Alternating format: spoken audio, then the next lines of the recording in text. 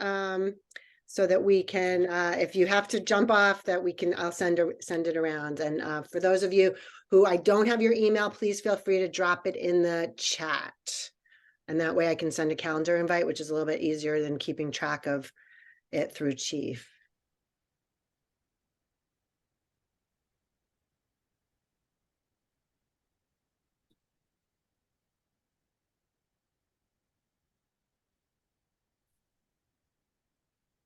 Welcome, welcome, everybody.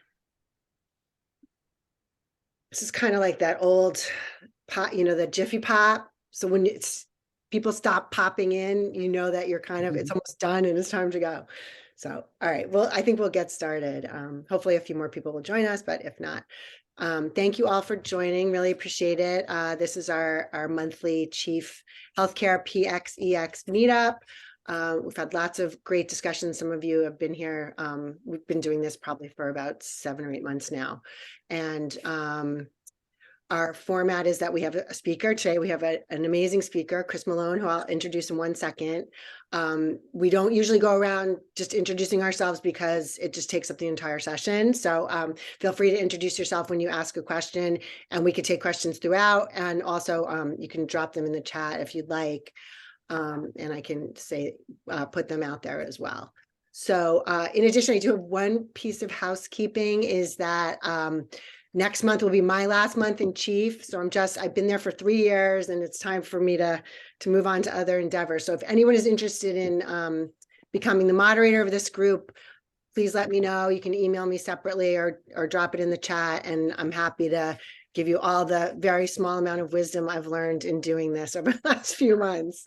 So with that, we'll get started. And I'm really pleased to introduce Chris Malone, personal friend of mine, colleague. I'm currently working with him at Fidelum Health. He's an expert in customer experience and has developed an incredible model based in evidence-based social science model for helping to predict customer loyalty, which we are working very hard to bring through into healthcare. And I will let him continue the introduction with a little bit of background, and you'll hear a really fascinating story about this model and how we're using it.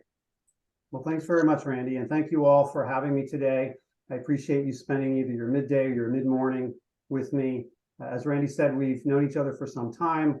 I spent most of my career in sales and marketing roles with larger companies, Procter & Gamble, Coca-Cola, was chief marketing officer at Aramark Corporation and Choice Hotels before starting my own firm about 12 years ago. But today, we would really like to talk about patient experience and staff engagement. I have some kind of prepared slides, but we can kind of stop along the way to converse, and then we'll have plenty of time to talk at the end as well. So I'll go ahead and share my screen, see if I can get everything situated here.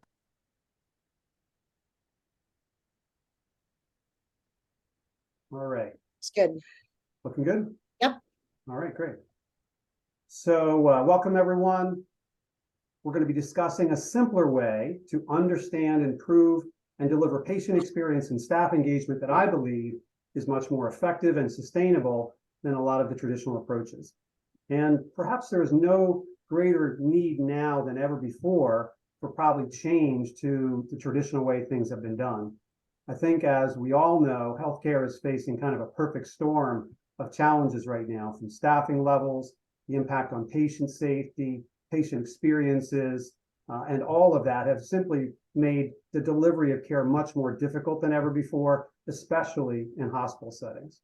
So clearly things are pretty tough out there right now. But I do have some good news to share. The insights and strategies we'll share today directly address each of these challenges and help organizations make significant improvement on them if we're willing to think differently and consider new approaches. To get us started, I'd like to start with a story, and I'd like to share the story of Lieutenant Colonel Jason Denny. At the height of the pandemic, Jason became deathly ill with a COVID infection, was admitted to the ICU, and in fact was not expected to survive. He had been administered the last rites by a priest, and he had painfully said goodbye to his family via a FaceTime call. And then someone unexpected entered his life and helped change everything. This is their story in their own words. I'm just giving you a moment, I'm going to share a video.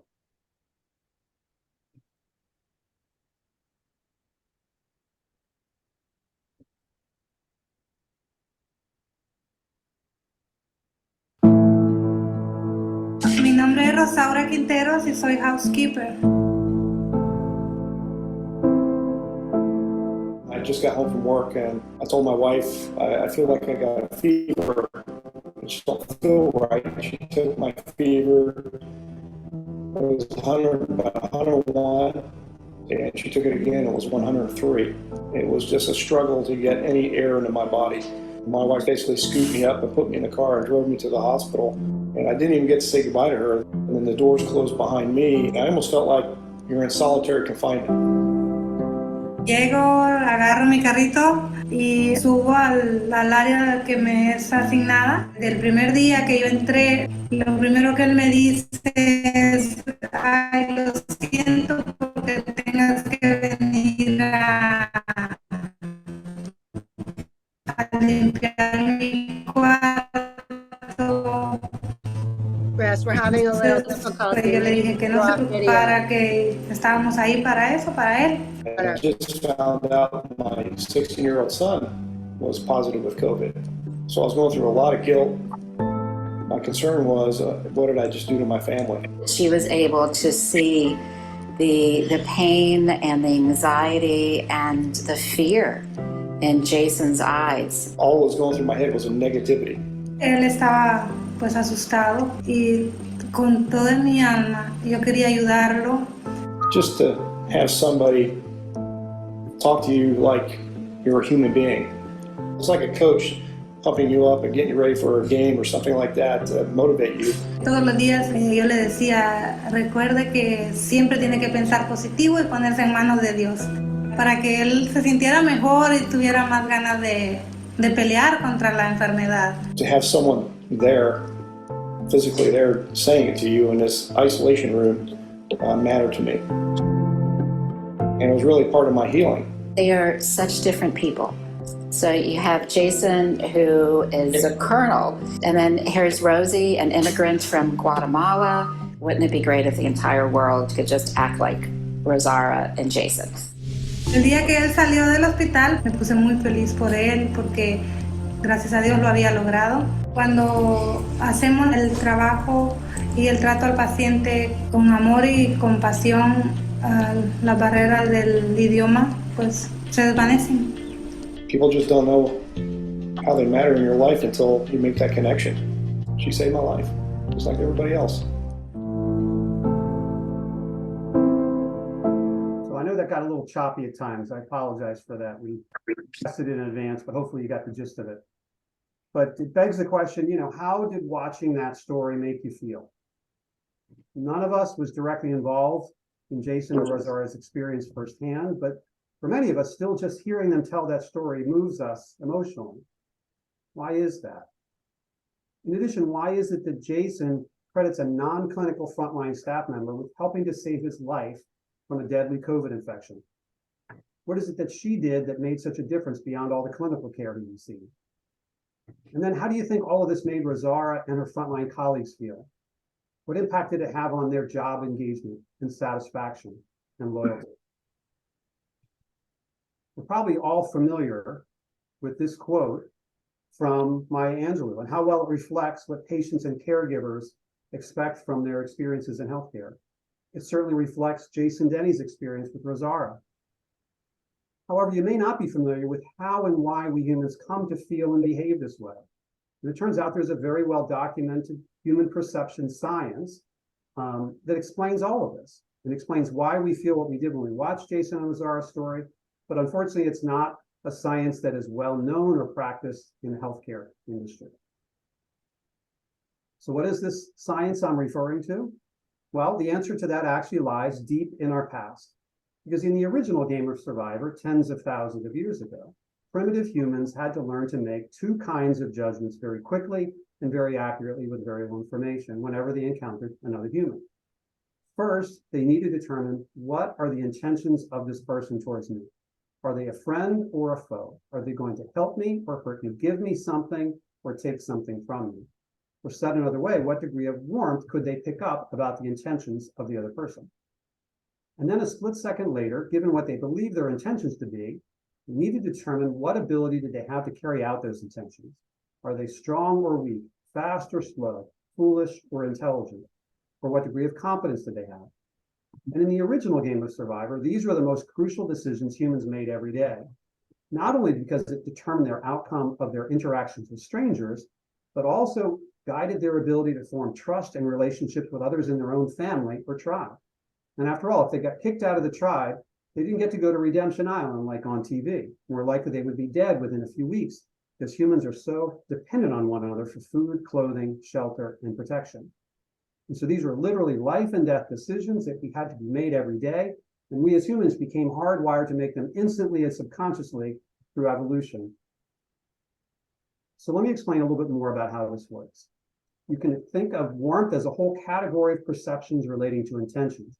Things like, is this person honest? Are they trustworthy? Are they warm? Are they friendly, approachable? Do they have my best interest in mind, or are they trying to take advantage of me? And a list of things you might perceive about someone's intentions could go on and on. And competence is a whole other category of perceptions that includes the kinds of things you would expect. Is this person knowledgeable, creative, reliable, resourceful, expert? What resources do they have? And the list of competence could go on.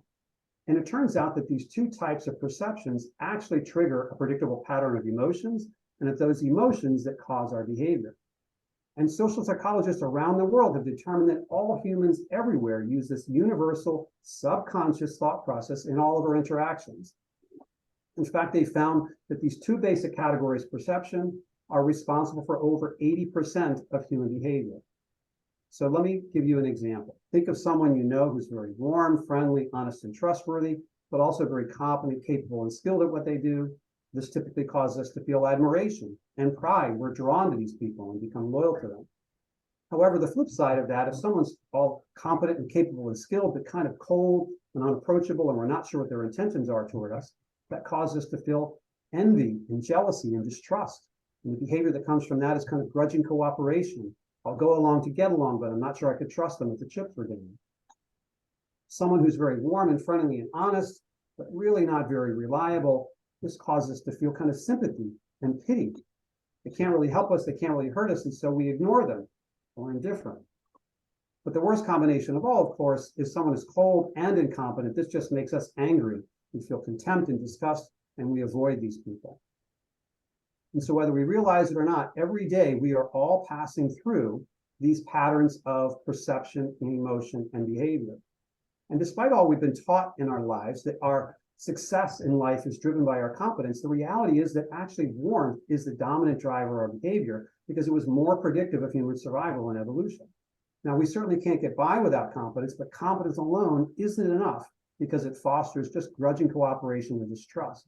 Warmth is where our positive emotions come from. That's why Rosara's compassion and encouragement inspired Jason to beat the COVID infection, as well as triggered our emotions as well. So let me give you a little bit more example of this. Like any good model, this can be plotted in 4 quadrants. And it turns out that it's not just individual people that we perceive this way. Social psychologists have also found that warmth and competence perceptions also help explain stereotypes and cultural biases that exist in many cultures around the world. So for instance, elderly people are often seen as stereotypically well-intentioned but less competent, which leads to feelings of sympathy but also neglect. In contrast, wealthy people are often seen to be very competent and capable, but less honest and trustworthy than others. Successful professionals are seen as both warm and competent, and homeless and drug-addicted people are often seen with contempt and rejection. And so when I first stumbled across this work in 2009, it occurred to me that if so much of our social behavior was driven by these perceptions, it's also very likely that these same perceptions are influencing other behavior, things like what we buy, where we work, and what we choose to become loyal to. So I was inspired to contact the world's leading authority on warmth and competence, Dr. Susan Fiske at Princeton University. And she was intrigued by my hypothesis, and so we began conducting research together on how customers and employees perceive brands and employers on the basis of warmth and competence. I had suspected that warmth and competence were highly predictive of purchase intent, loyalty, and job tenure across many companies and brands. And in fact, that's exactly what we found, that many organizations like Veterans Administration hospitals are perceived to be well-intentioned, but not as competent.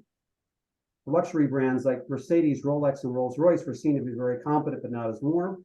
It's important to point out at this point that these are the perceptions of the total adult population. Someone that owns a Rolex or a Mercedes may not perceive it this way, but for most people, it's out of their reach, less approachable and less warm. Household brands like Coca-Cola and Campbell's and Johnson & Johnson are seen as very admired and loyal, and lots of oil companies and banks and insurance companies were viewed with contempt and rejection. So the same pattern of perceptions and emotion and behavior towards companies and brands as towards people and social groups. Now, in the business world, this was fairly groundbreaking news, and our work was first published in the Journal of Consumer Psychology in 2012. And since then, our original paper has been cited, validated, and extended in over 600 peer-reviewed publications. In addition, we were able to publish an award-winning book called Human Brand in 2013. And the core message of the book is really not about branding. It's basically that kind of people were the first brands and faces were the first logos. So all the branded trade and commerce that we engage in now is just an adaptation of how we were wired by evolution to perceive, interact, and form relationships with one another. As a result of all of this, my colleagues and I were actually last year asked to write a summarized paper of all the significant findings that have been made over the last 10 years, building on our work. And so that was published in January of 22. And so this has all been having a very significant impact. So I'm just going to show you one more slide and then we'll pause for questions. If I were to kind of wrap this all up for you in a bow and kind of summarize it for you, kind of what we now call the human brand insights model can be summarized this way, that there are these basic warmth perceptions and competence perceptions that trigger positive emotions. Those positive emotions result in loyalty, and that loyalty is what causes our behavior. And over the past decade, our firm has had the opportunity to hone, validate, and apply this insight model commercially in over 160 companies and brands in 8 countries and 6 languages. And so this has been, kind of what brought us to the table and with a desire to share this with healthcare. But I'm going to kind of pause there, Randy. I know I've thrown a lot of stuff at folks so far. I want to see if there are any questions or comments or whether this is tracking with folks before we kind of transition to how we apply this to healthcare. Yeah, I'm curious. Has anybody heard of this model before? Shaking some heads. Anybody have any questions for Chris? What do you think of it? I mean, it really, I remember the first time I read this, I said, that's just so brilliant and so simple. It makes so much sense. I think about it all the time now. Even my friends and family who I've explained this to at a very basic level, they're like, they bring it up to me. Oh, it's warmth and competence. Actually, one of the notable things that this past year, the first academic paper on warmth and competence was published by Dr. Fisk and her colleagues in 2002. And just this past year, she and her colleagues received a Scientific Impact Award for one of the single most impactful psychological discoveries having greatest scientific impact of the last 25 years. And so it's had a huge impact on the study of stereotypes, bias, gender discrimination, a whole wide variety of things. They've been able to show the neuroscience behind warmth and competence with different parts of our brains that light up in functional MRIs when we are experiencing these different things. So it's had a lot of impact. There's a few questions here, Chris. I don't know if you can Sure. see them. You mentioned it. How is this related to gender and race? Yeah, so Dr. Fisk first became well known in a landmark Supreme Court case in gender discrimination, where she was able to show through her research that we have these stereotypical perceptions of women often in the workplace, that they are stereotypically expected to be more warm, perhaps, than men, and that women who are highly competent are sometimes not as well received or regarded as men, or that men, for instance, are tolerated for being less warm or more competent, but women are held to a different standard. And it has to do with our kind of stereotypical beliefs or views about gender roles and so forth. So it was actually through their study of stereotypes and cultural biases around the world that warmth and competence was discovered and validated. It's simply that we have now seen that it has application virtually in every other activity we engage in. We've applied in higher education, nonprofit, food service, retail, and only over the last 3 years have we had the opportunity to start to apply this in the context of healthcare. Yeah, and then I think just to get to the issue of race, I mean, I think these are human features, right? So everyone who's human feels this in one way or the other. And a couple other questions here. Can you talk a bit more about what contributes to perceptions of competence? Yeah, in many cases, competence is associated with status and wealth. So for instance, wealthy people, regardless of how they got there, we have stereotypical assumptions that they must be pretty good at something, or that their competence is responsible for their wealth. People from technical backgrounds or Asian cultures are often perceived to be, competent, whereas, those, you can't draw that broad conclusion. But we have kind of these stereotypical judgments, and it was one of those human survival things that we had to make snap judgments very quickly with very little information. And so we didn't have time to deliberate and gather facts and evaluate it, that when you had to kind of react on the tundra, if you will, it had to trigger your emotions so you'd start moving, very, very quickly. And so the advantage of that is it allowed humans to survive. The disadvantage of it is it causes us to draw incorrect conclusions in a lot of cases. But nonetheless, we're kind of hardwired to kind of process everything through this lens. Yeah, and I think the other things, when we talk about healthcare, of course, a lot of times competence is assumed, right? Doctors and nurses and technical people, and we hope that, but it just goes to show you that the warmth piece of it is actually more important, given the example that we started out with. And, that's really an important thing that is now being brought into the experience realm of, patient experience. There's some more questions here. How did you actually measure the perceptions of the participants? And now that we know the science behind perceptions, how do we change the perceptions? Yeah, so I think that's a good segue into my next slide, essentially. So the headline is, over the last 3 years, we've had the opportunity to apply these insights to patient experience and staff engagement, have thus far captured warmth, competence, and loyalty feedback from over 1 million patients and 8,000 caregivers. That was gathered as a supplement to traditional CAP surveys and other real-time feedback that health providers are capturing. And here's a little bit of what we found. So for instance, warmth was measured on a 1 to 4 scale, and competence was measured on a 1 to 4 scale. There are, in this instance, about 10 different measures total, 5 warmth and 5 competence. And what we found when we kind of combine that patient feedback data is that for every 1 point increase in warmth on a 4-point scale, loyalty to that provider went up by 0.5 point. And that in addition, for every 1 point increase in competence, loyalty went up by about 1/3 point. And so again, here's an instance where warmth is having a greater impact on the loyalty than competence, but together, a very significant impact. And Chris, then can you give some examples on warmth? Because that was one of the questions that was still in the chat. Yeah, I mean, things like, is this an honest and trustworthy provider? Do they genuinely listen and respond to my needs? Do they make respectful use of my time? All the different ways you can demonstrate what your intentions are towards, the patient, essentially. And competence is many of the things that you would expect: quality, expertise, resources, reputation, things of that nature. And the point is that these are things you're not asking about a specific behavior. You're asking about, what is my net perception of the people that, that I interacted with? And, the challenge with things like HAP surveys, like Maya Angelou says, people don't remember what you said. They don't remember what you did. What they remember is how you made them feel. That's what kind of gets imprinted.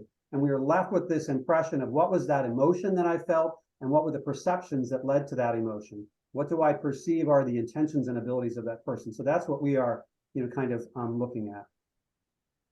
When we took all that data, we were also able to append from that, export from medical records, what were their lifetime visits and lifetime payments to that health system.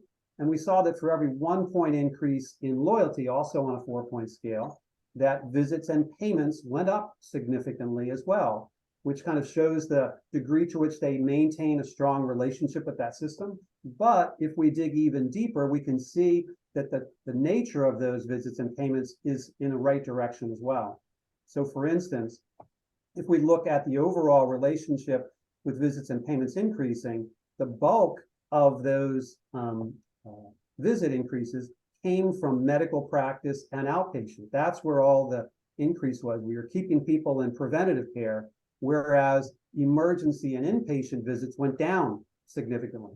And so for every 1 point, so for an increase from 1 to 2, 10% more visits and fewer emergency and inpatients. From 2 to 3, another 10% increase in overall, but decrease, and so on. And so it shows you that the stronger the relationship is that the patient has with the provider, the more that they stay in preventative care and the less that they need acute care, essentially. I think this has big implications for medication adherence and protocol adherence, and people doing proper nutrition, who have diabetes and all those things, because they've felt that their provider has their best interests in mind and wants them to be well. And of course, the $1 million question that's always been of interest to me in doing this is, if we look at a total cost of care population, are we actually saving money? Right? Can we take better care of these people, and bring the total cost of care down? Exactly. And so that's kind of directionally what we've seen on a large scale with patients. We've also done the same analysis on caregivers and staff.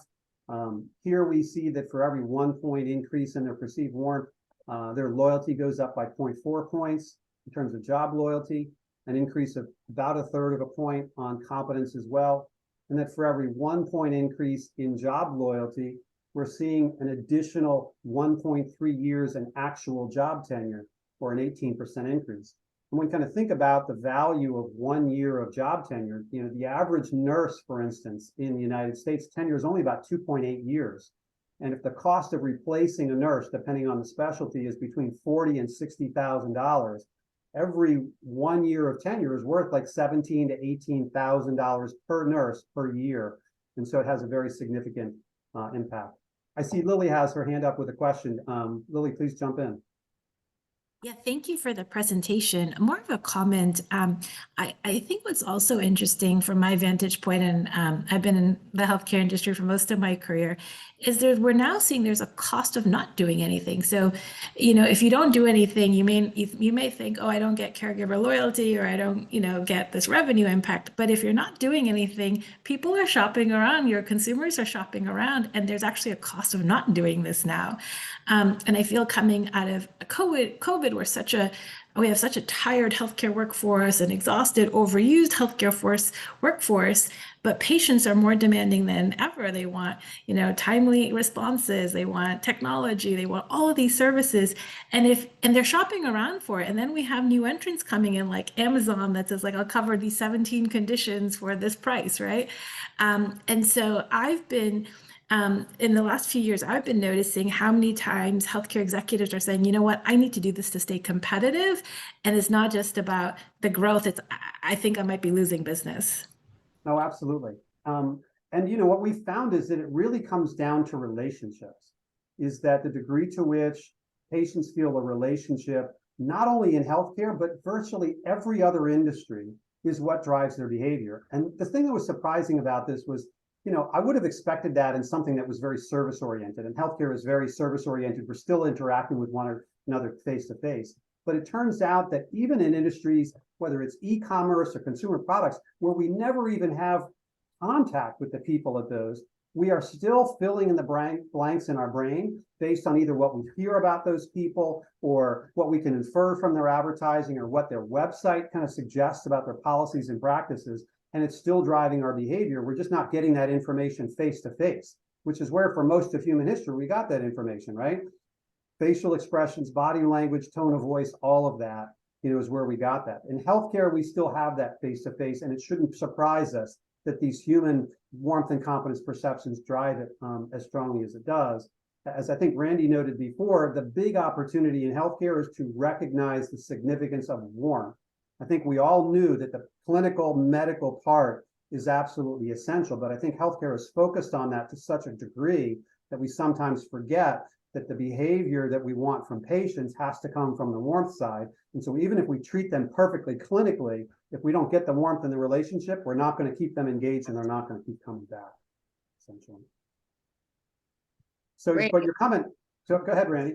No, go ahead. You go, Chris. I was going to say that, Lily's comment was a great segue, though, into kind of the key point that we want to make about the impact on caregivers. Kind of whether we realize it or like it or not, every day we're being judged by patients and staff members on whether the experiences we deliver reflect warmth and competence.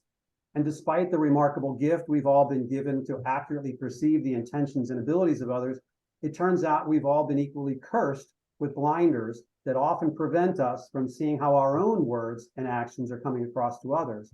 And as a result, we inadvertently do things that rub people the wrong way, often without even realizing it. And in the process, we damage their trust in us and reduce their willingness to collaborate with us. In healthcare, this happens when we create systems, processes, or practices that convince patients and caregivers that we don't really care very much about what's important to them or how they feel. And in the process, we make the delivery of care much harder than it needs to be for everyone.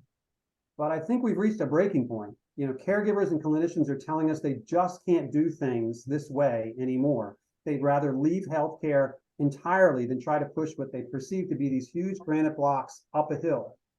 So specifically what we've got to do is we've got to remove those non-clinical administrative tasks from the shoulders of frontline caregivers and allow them the time that they need to connect emotionally with patients. This not only leads to better outcomes for patients, but also it's the emotional fuel that caregivers need to persevere and avoid burnout. The story of Jason and Rosara showed us it doesn't need to be that complicated. It wasn't the 10 dimensions of HCAPS that inspired her to connect with Jason emotionally. Rather, it was these basic human instinct to connect with another person through warmth and competence that she was born with. It's a much simpler compass for caregivers to be guided by, and it's really the key to making a lasting difference in the lives of patients. And so if I'm going to kind of boil this down to you into a couple of takeaways, here's what it would be. If you're serious about elevating patient-caregiver engagement and patient experiences, first, healthcare organizations need to become more self-aware of how their policies, practices, and processes are coming across to patients and caregivers from a warmth and competence standpoint. These perceptions are a subconscious human process, so it's not possible to get feedback on them without asking about them directly. PAPs and other traditional measures are not really addressing these right now. Second, we're going to have to be willing to make changes to how we deliver the non-clinical aspects of care. Our current methods and our patient ratios are really not sustainable, and it's driving caregivers and patients away from health systems in record numbers. And third, healthcare organizations are going to need to take a hard look at their goals and priorities and rebalance them to focus more on building lasting relationships with both caregivers and patients rather than just on revenue growth or system expansion or recognition. The reality is that when growth and expansion happen at the expense of patients and caregivers, it doesn't result in much engagement or loyalty, especially when it happens at their expense. So hopefully the moral of these stories is clear. In an environment where the need for change is greater than ever before, we don't have the luxury of waiting any longer to adopt some new approaches. So I challenge those who are in healthcare or working for providers, don't let your patient experience initiatives or things that are focused on engaging with caregivers lose operational priority or budget support during this challenging period. Warmth and competence can help you build a stronger business case to build alignment across your organization. And if you are able to do that, not only with you be able to deliver outstanding patient experiences, rejuvenate frontline caregivers, improve financial outcomes, but more importantly, you'll have the opportunity to make a really lasting difference in the lives of all the patients and caregivers and communities in which you operate. And there's no greater accomplishment than that. So I hope these thoughts are helpful. I'm glad to talk further and discuss comments and questions, but hopefully this has been some food for thought and further discussion plus. Great. Bonnie had a number of questions in here. I will just address one of them that I could see here about the emergency department. Mhm. And maybe we could, Chris, give the example of what Orlando Health did in their ED to Sure. try to increase the warmth that was happening. Yeah, so at Orlando Health, what they recognized, particularly during the peak of the pandemic, is that obviously the wait times and the patient volumes to the ED were very significant. And there wasn't a lot that they could do to kind of speed the delivery of care. However, they put hospitality ambassadors into the emergency rooms, distributing blankets and beverages and providing updates and helping people understand the order in which patients were received, having to do with the seriousness of their condition and so forth. And simply doing that provided double-digit increases in ED CAPS ratings and things of that nature. They weren't able to shorten the time necessarily, but people having that additional information and that comfort, made them feel better about the time that they did spend, and that certainly made a difference for them. Great. Other questions? Let's see how I can pop open the chat as well here. So this is Dr. Bonnie. One of the things we found in our organization, we were trying to improve patient experience, is if you didn't focus on the staff first, you couldn't get the patient experience to go up. So Correct. we did a lot of work on patient and physician experience, really getting them involved and trying to find out what they needed. And then the patient experience kind of parallelly, is that a word? Absolutely. In parallel, there's the word I wanted, Right. came up also. I like parallel better. Yeah, you're exactly right, because that's where all that comes from. And the thing is, we're all human, and the caregivers have all the same needs, right? Is that they're looking for that love and that warmth and compassion from their colleagues and their leaders. But also the other part is that when they are able to engage with a patient in a way that is a little bit more emotional and shows that compassion, making that emotional connection, that gives them fuel to make them know and provides that tangible evidence for them that they are making a difference in the life of a patient. Whereas so many caregivers now feel like they are overwhelmed by the list of tasks that they have to run through very, very quickly. They never get that emotional connection, and so they never get that emotional fuel that they need to feel like they're making a difference and want to keep coming back and doing this over and over every day. So it's a great, great point. You can't really do one without the other. Thank you, Bonnie. Jamila, I hope I said that right. You asked what are the attributes of warmth, and are they that are still considered professional? Yeah, I mean, to a surprising degree, right? There's a couple of different components of it. There are things that relate to the person, right? What are my interactions? Do I listen? Am I paying attention? Am I respectful? Am I compassionate? Am I paying attention? All of the interpersonal parts. But a big part of this also has to do with all the systemic stuff, right? What we find is that in most cases, people are doing their level best to kind of deliver care and care for patients as well as they can. But the systems and processes they have to jump through, it's like an American Ninja Warrior obstacle course to try to deliver care, whether it's the scheduling procedure or the billing procedure or the documentation of visit notes, or all of the administrative stuff. That's what's kind of wearing people down. And so it's not just the interpersonal part, it's what am I taking away from the fact that you made me wait a month and a half to get in here. I show up at the office and you make me wait an hour. The paperwork, is endless. You ask me the same questions over and over and over and over again. Those are all warmth related things, essentially, that are not about the people, that are about the systems and processes. And that's where a very big part of the problem comes.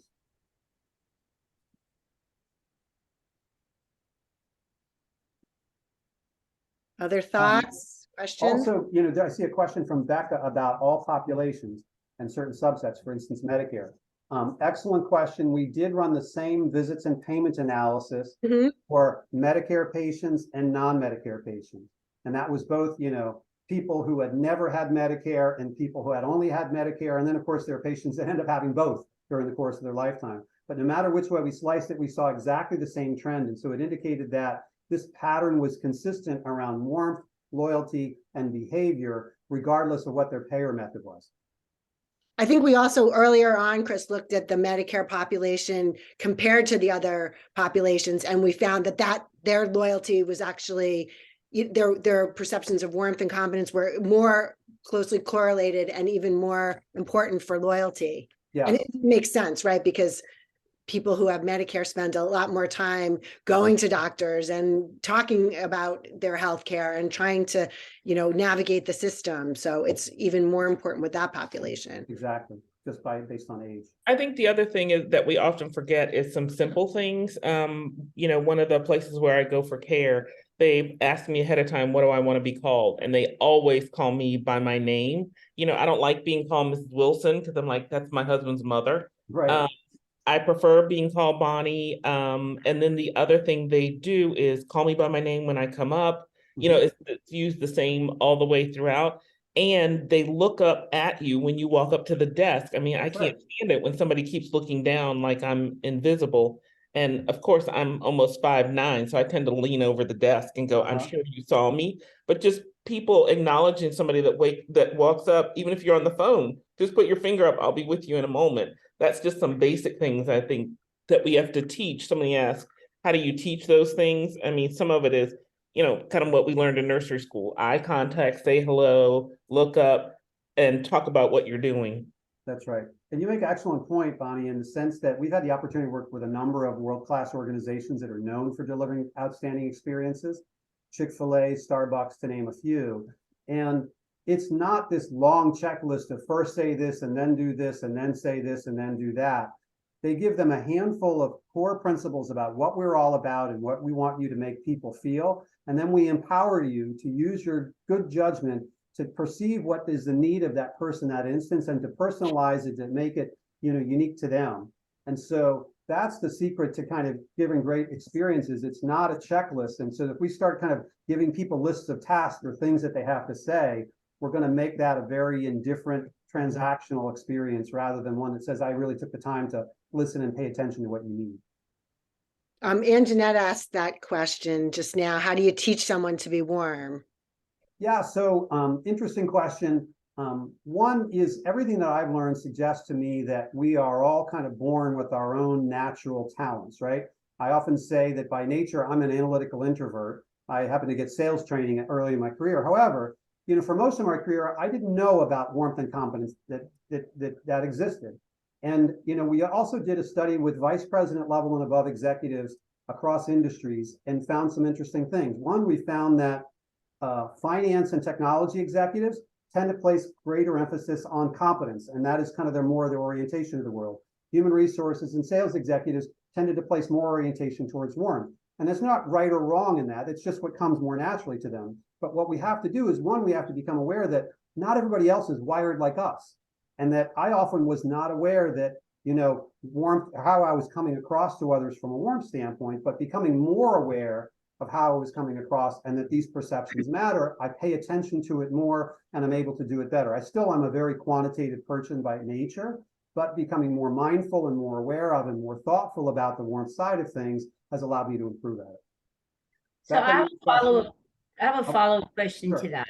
Because I actually have someone, within my realm right now who, appears to be quite competent and just wants people to do a good job. But it's like the way that he approaches it with others is such a turnoff. And because of the position that this individual holds, it's really difficult to tell him, the way you talk to people is offensive without being offensive. Right. And so I think we encounter a lot of people like that. Their intentions are good and they don't realize it, but because of the power dynamic, how do you make that known to them? Yeah, I mean, I think that I've never met anyone, I've been speaking about this publicly for about 12 years. I've never met anyone that said, wow, that's not it, that's interesting. They didn't think it was interesting or they didn't understand it. I think that simply being able to share with people this kind of perception process that we're all guided by kind of subconsciously without saying, hey, you're doing this well or you're not doing that well, is a step in that direction. We also kind of created a little app. There's actually an app at loyaltytest.com where you can kind of, invite someone to give feedback, anonymously or invite a bunch of people, and it will show you how you are perceived relative to other celebrities and personalities and brands and things like that. And so there is a little kind of way to get some feedback anonymously that way. But I have often found that simply letting people know that this exists, because most people, it's just as you said, it's very often inadvertent. They don't realize how kind of overbearing they're. I have to commit. There are times that was me in my life. Me right? too. Me Right? too. You don't realize that not everybody sees the brilliance of my analysis. And so I have to be really thoughtful about, okay, how think about this from the other person's perspective. Becca, I think you had a question as well.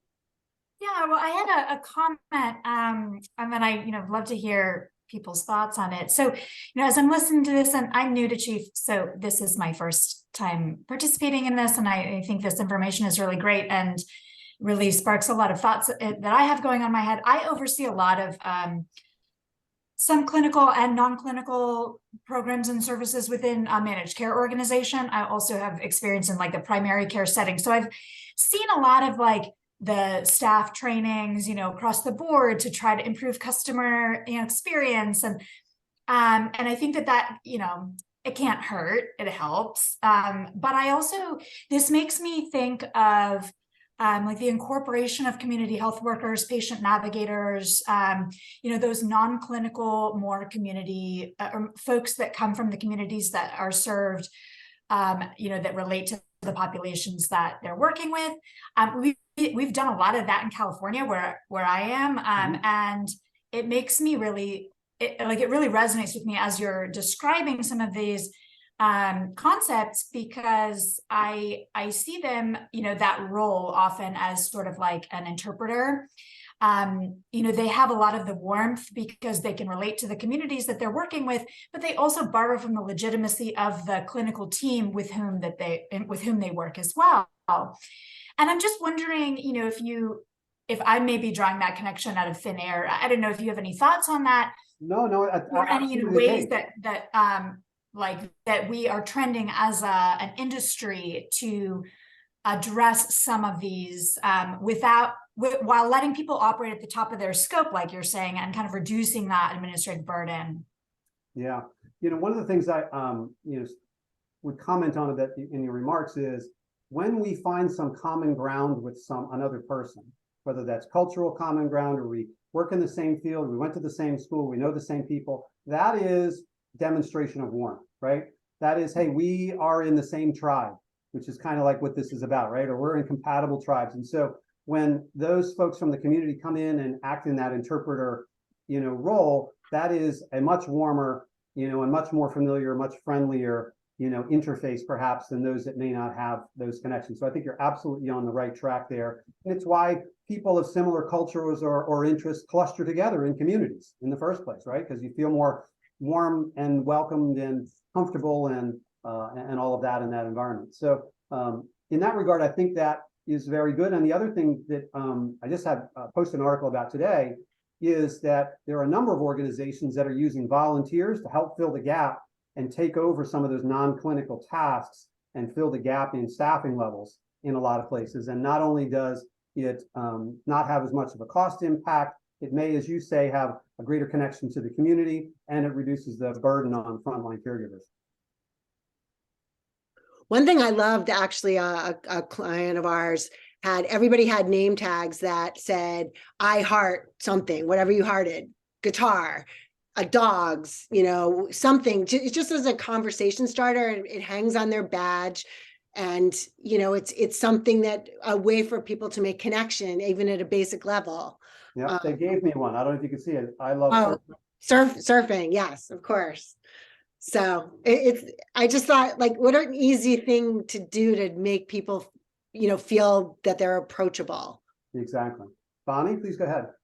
Yeah, one of the, I want to address what Anjanette, I don't want to mess up your name. Yeah. I'm actually coaching a person that's like that, doesn't realize they're really smart, they're armed forces, and doesn't realize how they come across, even though they say they want to build empathy. And I'm probably not as nice as you are, but one of the things I had to say before the end of our session, I had him say something the way he would say to someone else. And I said, we'll talk about that later. Because honestly, if you had just said to me what you said to that person, I would be thoroughly pissed. So let's, I think sometimes we dance around things when we're coaches, not chief facilitators, when we're coaches. And sometimes I think you just have to call out the pink elephant in the room. So it's going to be interesting to see how our next coaching session goes, where I go, so let's talk about how nasty you sounded when you said that. Right. But Anjanette makes a really good point in that, like, part of what propagates this or keeps it going is that, one, it's kind of socially awkward for us to tell people how they're coming across to us. And so we often don't do it. And then you add in some status or hierarchy, what have you. And then it's like not even just socially uncomfortable. It's like managerially inappropriate to do. And so as a result, people walk around trampling on people all day long, mostly unaware that they're doing it. Exactly. And that's the case, is that when someone, and it's not, the power dynamic is not between me and this person, but it's between this person and everyone else who feels, kind of the impact of what's happening, and they don't feel that they're in a position to be able to say, dude, why you talk to me that way, and so we're trying to figure out, how do you come in the back door and say, all of these people are telling us that this is how you behave. And I mean, it can be done, and I know we will. It's a very difficult position to be put in for one adult to tell another adult, you're talking to people wrong. That's right. That's right.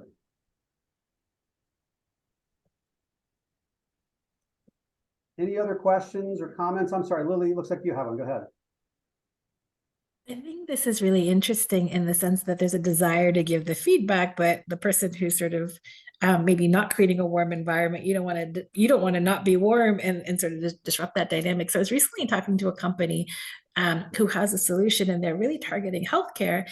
And after you come out of your clinic visit or your doctor's visit, there's, how we sometimes see these at hotels, like, how was your experience? But you get a quick, you get a quick response, and you can say that. And if the washroom is not clean and you get 3 of those, or you get three messages like they didn't have a good experience with their provider, they can intercept that now. So you don't have to wait for 2 months to get your reports and do your trending analysis and say, well, do we have this conversation or not? It's like, time out, Lily, can I pull you aside? You've gotten 3 comments, and I don't know if you need a break or what it is, but I want you to be aware of it, right? So that it diffuses that, hey, I believe you need to work on this, but it's like, I'm getting real-time feedback. And so, not to say technology is the answer to everything, but I think it just goes back to, there is a desire to create a better experience, and how can we use other tools? Exactly. A lot of that is automated now, like with text messages. You might, on your way to the car after the visit, you get the text message asking for feedback, essentially.